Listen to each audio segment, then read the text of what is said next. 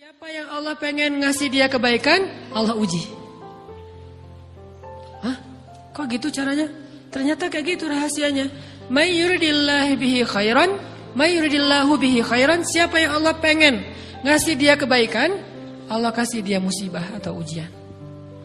Kenapa bisa seperti itu, Ustaz? Fa inna ma'al usri yusra.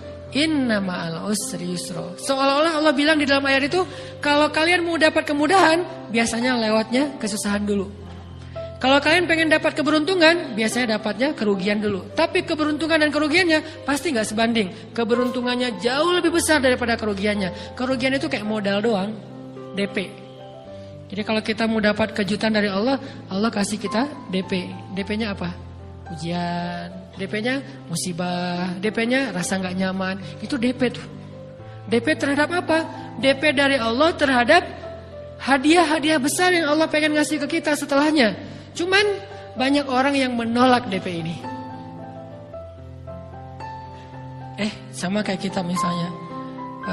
Kalau kita mau ngasih dia hadiah, kita kasih dia kayak kejutan dulu. Dia lagi ulang tahun nih, disiram air dulu. Setelah itu dikasih hadiah-hadiah yang mahal. Rela gak disiram air demi hadiah? Rela, udah siramin lagi aja. Kalau setelahnya ada hadiah. Yang kita gak rela, kalau setelah disiram, disuruh bersih-bersih sendiri dan gak dikasih apa-apa. Kan gak rela tuh. Berarti ini bab iman. Yakin gak kalau Allah tetap ngasih hadiah? Kan sabar dan iman itu ternyata tahu aman, kembar. Kalau kita yakin Allah ngasih hadiah setelah ngasih kita DP ujian, ya kita akan sabar. Gak apa-apa deh, bentar lagi mau dikasih hadiah, digini-giniin juga gak masalah. Dibully, diapain sama Allah, biarin aja. Ya Allah saya sabar, kan bentar lagi mau dikasih hadiah nih. Ini masalah yakin. Tapi kalau kita gak yakin, apa sih maunya Allah gitu kan? Begitu kalimat ini keluar, maka yang muncul setelahnya adalah mengeluh, berputus asa, dan gak akan sabar menghadapi ujian. Ujian, kata Nabi, may yuridillahu bihi khairan, siapa yang Allah pengen kasih hadiah, siapa yang Allah pengen kasih kejutan, siapa yang Allah pengen kasih pertolongan, siapa yang Allah pengen kasih kebaikan, yusib min, Allah akan uji dia dulu. Ini sunnatullah. Sehingga kalau kita lagi diuji, yang kita lihat jangan ujiannya, apa setelah itu. Gimana ngelihatnya Ustaz gak kelihatan? Dengan mata hati. Istafti qalbak, tanya kepada hatimu, kelihatan enggak? Dengan mata hati. Gimana ngelihat dengan mata hati? Dengan iman, saya percaya Allah pasti ngasih kebaikan setelah ini. Orang Allah sendiri yang ngomong, enggak ada satu huruf pun di Al-Quran yang salah. Apalagi satu ayat, apalagi dua ayat. Fa inna ma'al usri yusra. Ditegesin lagi, inna ma'al usri yusra. Tapi usr dulu, baru yusr. Dikasih kesusahan sedikit, dikasih kemudahan yang banyak. Dikasih kesusahan sedikit, dikasih kemudahan yang banyak. Ini yang kita coba bangun tajdidul iman. Bangun memperbarui yakin. Sehingga ketika kita diuji, sedih, wajar. Mengaduh sedikit, bukan mengeluh ya. Kalau mengeluh kan nyalahin Allah. Kalau ngaduh, yang namanya orang dicubit kan, itu ngaduh. Tapi kalau, apa sih maunya Allah? Nah itu ngeluh.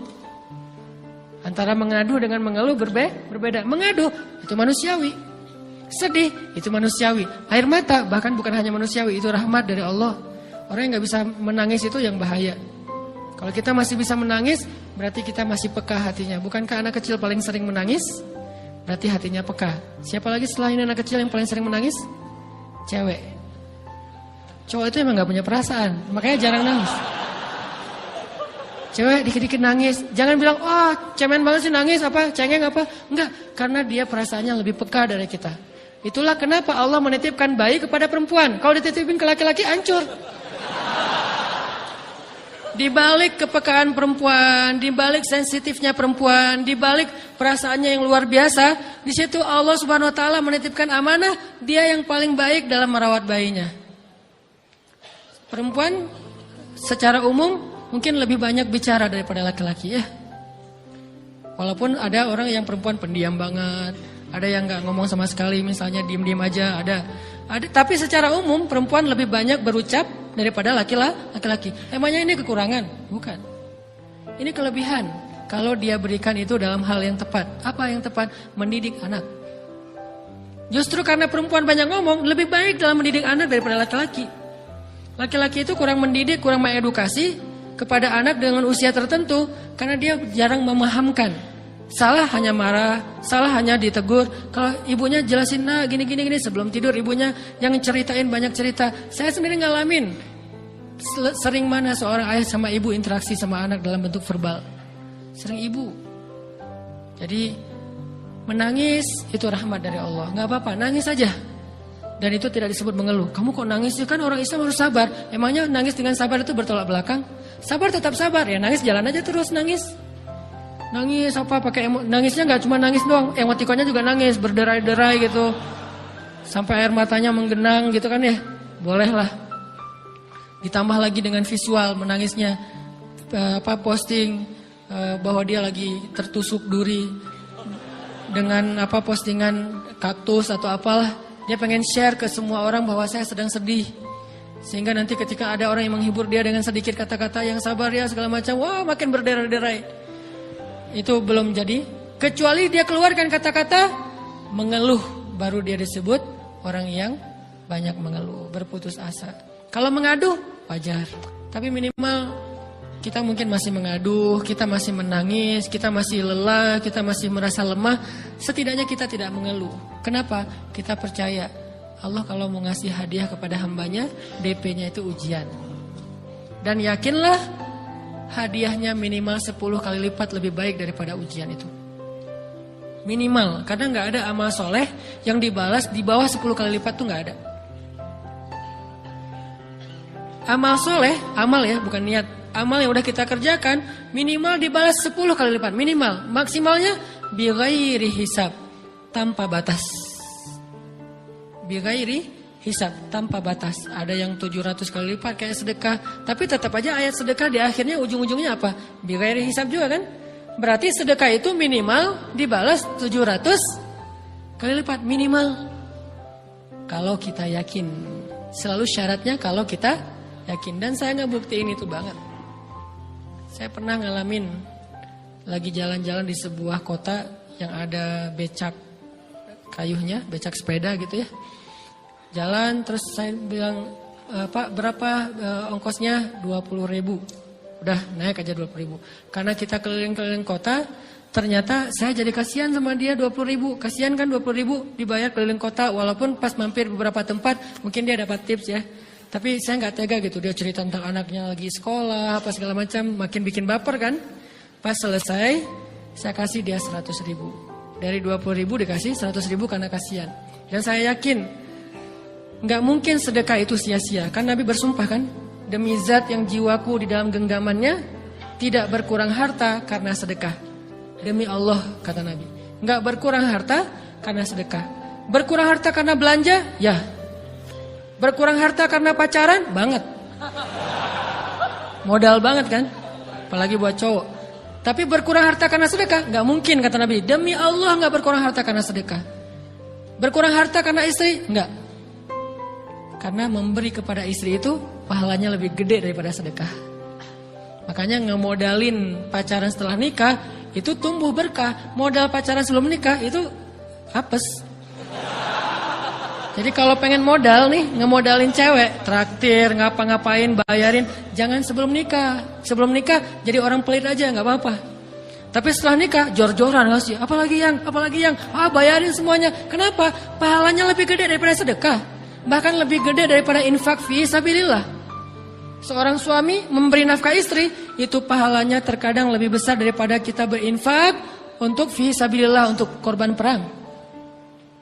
Saya heran kalau ada orang sedekahnya rajin tapi ke istrinya kikir, aneh, berarti dia gak ngerti konsep. Padahal memberi kepada istri itu selama itu kebutuhan pokok ya, dan sedikit entertain, gak apa-apa asal gak berlebihan, itu luar biasa. Makanya saya kalau jalan sama istri yang yang mana? Itu yang Onit suka. Oh ya, Onit suka. Kasih aja. Kenapa? Minta ini. Kasih. Selama ada kan kenapa gak dikasih kan ya? Nanti Allah ganti. Makin rajin kita ngebayarin istri kita, ngebelanjain istri kita, makin Allah ngasih yang kita gak pernah duga-duga. Sampai istri kita cemburu sama kita. Kok kamu duitnya banyak banget sih? Kan gara-gara aku sering ngasih ke kamu. Ya udah sini lain lagi. Mau ditransfer berapa gitu kan ya? Saya ngasih 100.000 ke si bapak. Dan saya yakin teman-teman sedekahnya pasti lebih dari itu karena 100.000 saya sebut. Kalau 1 juta ke atas saya nggak mau nyebut, malu dong, ria ya.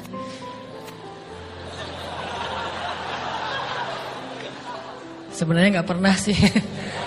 100 ribu deh, karena kan kecil, saya kasih 100 ribu. Ternyata begitu saya kasih 100 ribu, dia doa. Nah ini nih, pentingnya sedekah ke orang yang membutuhkan tapi gak minta-minta. Dia tulus, dia langsung doa, ya Allah Pak, mudah-mudahan rezekinya lancar, berkah, bertambah, dan segala macam, bahagia keluarganya. Doa-doa ini semuanya dikabulkan dalam hitungan hari. Pertama, bertambah bahagia rumah tangganya, dapat kecupan dari istri. Dia nganggap suami saya cowok banget sih. Mulai 1 nih. 2, demi Allah, selang 15 jam enggak, kalau nggak salah, karena waktu itu malam, besok paginya ada orang yang ngejar-ngejar saya pengen ngasih hadiah. Ustadz, saya pengen ketemu Ustadz. Maaf, saya nggak bisa ketemu sekarang, lagi rush, lagi tight schedule, gitu-gitulah, sok-sok gaya nggak jelas gitu ya. Terus Ustadz, saya pengen banget ketemu. Dia nggak ngomong pengen ketemu apa. Kalau dia bilang mau ngasih duit kan langsung saya prioritaskan kan ya. Berhubung dia nggak ngomong, ya udahlah, saya sosok jual mahal gitu. Tapi yang namanya rezeki kan gimana kita tolak, dia datang kan. Saya nolak. Pokoknya sebentar aja, 5 menit nggak akan ganggu waktu Ustadz. Ya udah besok pagi ya pas breakfast gitu. Pakai gaya-gaya dikit breakfast. Pas breakfast, oh ya siap Ustadz. Jam berapa? Jam 8. Udah janjian jam 8. Mungkin orangnya nih dengar live streaming, Pak jazakumullah khair jaza. Makasih banyak, mudah-mudahan Allah tambahkan rezekinya. Terus beliau besok mau flight ke luar kota jam 8. Akhirnya ngubungin lagi malamnya, Pak Ustadz maaf gak bisa ketemu besok. Karena saya jam 8 itu jadwal terbang. Oh ya udah gak apa-apa. Seneng dong saya gak jadi ketemu kan. Tahu gitu kan nyesel saya tuh. Seneng. Besok pagi jam 6, Pak Ustadz alhamdulillah ternyata penerbangan saya di-delay ke jam 11. Allah delay penerbangannya demi ngasih rezeki buat saya. Kan luar biasa kan. Ini hikmah kepedean saya, kegeeran kepada Allah gitu. Di-delay demi saya. Kan kadang-kadang GR ya di depan Allah ya. Robbi akroman kan gitu ayatnya. Allah memuliakan saya dengan istighfar tetap. Akhirnya saya bisa ketemu Ustaz. Saya nggak baca WA-nya. Terlambat baca, baru baca jam 8. Dia udah mulai agak putus asa. Kayaknya udah gak mungkin ketemu nih. Jam 8 pas saya baca, ternyata orangnya nggak di delay. Ya udah saya balas, ya udah sekarang saya tunggu ya jam 9. Maaf cuma sebentar. Nggak apa-apa Ustaz, 5 menit. Datang dia. Datang ngasih apa? Ngasih duit 200 juta. Demi Allah. Cuman berselang beberapa jam, saya tolak-tolak. Tahu gitu Pak, datang malam ini aja.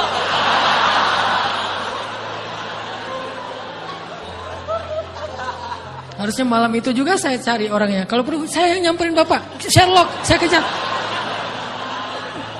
Manusia gitu banget ya. Tapi Masya Allah di situ saya jadi tahu, oh doa orang itu lebih akurat, lebih mantap, lebih diijabah daripada doa saya. Mungkin bukan karena sedekah, tapi karena doa setelah sedekah. Ya Allah dan segala macam dimudahkan sama Allah. Itu luar biasa loh. Saya nggak percaya. Saya pikir main-main. Orang ini iseng kayaknya pengen ketemu doang, pengen selfie. Ternyata pas saya cek, ditransfer, di capture, Ustaz udah ditransfer. Saya, jangan-jangan ini jebakan Batman gitu ya. Nyari-nyari sana segala macam. Alhamdulillah ternyata emang niat baiknya pengen, alhamdulillah saya terkesan, saya dapat hidayah oleh Ustaz segala macam. Sekarang saya pengen membalas jasa Ustaz walaupun kecil 200 juta. Untung saya nggak kaget dan kemudian pingsan. Pak 200 juta stroke kan ya, bahaya. Lebih mahal dari 200 juta. Ini keajaiban ya teman-teman. Jadi kita tuh, saya kan sering bilang keajaiban itu terjadi tergantung tingkat iman. Bukan saya udah soleh banget, enggak. Saya belajar terus untuk yakin deh sama Allah. Modal kita tuh kan gini sebetulnya kan.